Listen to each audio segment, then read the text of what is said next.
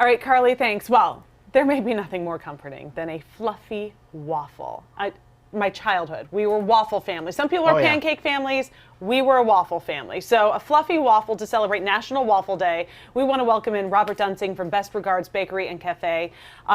This looks like the most perfect waffle I've ever seen. It absolutely is. And how do you achieve this? Well, okay, there's a lot of different ways to do waffles. You can use a mix. You can make it from scratch. If you're going to make it from scratch, use the best ingredients you can. King Arthur flour. Use the best ingredients. If you're not going to, you're going to use the 99-cent flour. Just buy the mix. Okay. Because it's going to be the same thing. Sure. There's a lot of fillers and stabilizers and the regular ones. Huh. Now, if you're really going to geek out like I do on this, what you'll find is that the waffles actually taste different in different waffle irons. I totally agree. Yeah, and that's what's so I did this one. This one takes about 5 minutes to bake, so you can kind of see what this looks like.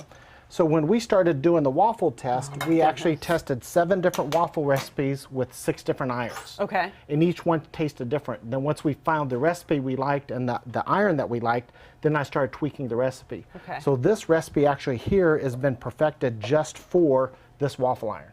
And I like, for us, that we serve. And I like this because it's about a little over an inch thick. The middle part's almost, where it gets crispy, almost tastes like funnel cake. Then the middle, the fluffiness is like classic waffles. It smells like funnel cake in here. It smells ridiculously good. I love the aroma of that. So when if you're going to play around at home on it, that you can't go by the time that they say to cook the waffles. So when you put the waffles in there, don't overfill it, and because it does expand. That's true. And then it messes up the whole thing. It does. But I mean, that's it. You'll do that the first time. I use a scoop because that's just good way of metering it out. But when you cook this, steam's going to come out. Okay. So what you're going to do is, like this one we figured out takes about 4.5 minutes, but when you're doing it at home, you're going to see the steam coming out, and then you're only halfway done. Once the steam stops coming out of the waffle iron, then you got about 30 seconds left to crisp up the edges. Okay. So when the steam stops, if you stop there, you're going to have soft waffles. Some people like that. Okay. I don't. I want some crisp edges on it. I want some crisp on there as well. Yeah, so you just go a little bit longer on that one. Okay, what is the perfect waffle topping? You have syrup here, standard. Okay. Well, what makes not the all ultimate? syrups are standard. Okay. Because if your basic waffle or pancake syrup has no maple syrup in it at all at the grocery stores. It's just corn syrup. Right. With colorings in it. What I have here, this is actually an organic maple syrup that I buy from Costco. It's fantastic. It's real, honest to goodness. I know maple this syrup. stuff. It is good. Oh, it's fantastic. Yeah, it tastes good. On other toppings, the waffle should taste wonderful all by itself. You can taste that, and it's just the layers of flavor that's in the waffles. Toppings, I go light on it. You can go fruit. You can make an apple compote. You can do blueberries. You can do strawberries, whatever you want to do.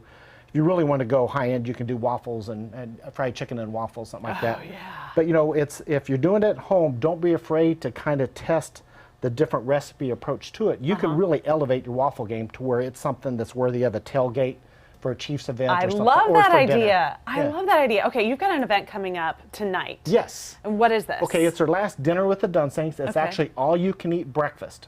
Oh, so my goodness. We're going to have several biscuits and gravy. We're going to have the waffles. I use a Berkshire bacon, so it's all you can eat bacon with that, quiche. Okay. And so it's kind of a fun way to enjoy a lot of different things. You're saying a lot of words I like. Yeah. Okay. And where can people find you? Okay, you can go to our website at makethemsmile.com. Okay. You've got directions, you've got pictures, a lot of these things. And we've got these Chiefs cookies here. I don't want to ignore these. You guys are very popular with your Chiefs cookies. Yes. They're delicious and they look pretty, but they also taste really good. I just want to say that. So these start getting pretty busy. Yes. So when do people need to start putting their orders? If you're planning a special events or things for like Chiefs Friday, Red Friday, or Chiefs games, get your orders in at least a week or 2 in advance because those will book up. Even when they book up, we'll start the day with 200 to 300 iced sugar cookies in the case every day. So come early. If you don't plan early, come early. Yes. All right, Robert, thank you for joining us you. this morning.